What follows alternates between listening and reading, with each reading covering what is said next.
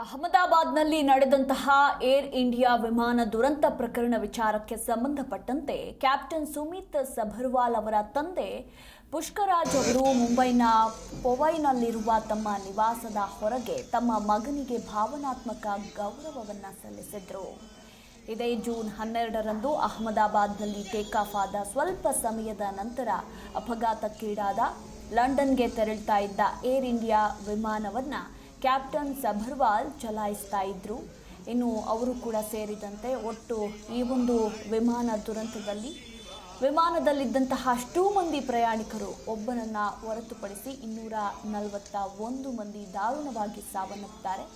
ಸದ್ಯ ಕ್ಯಾಪ್ಟನ್ ಸುಮಿತ್ ಸಭರ್ವಾಲ್ ಅವರ ತಂದೆ ಪುಷ್ಕರಾಜ್ ರವರು ತಮ್ಮ ಮಗನಿಗೆ ಭಾವನಾತ್ಮಕ ಗೌರವವನ್ನು ಸಲ್ಲಿಸಿದ್ದಾರೆ. ಶಿವ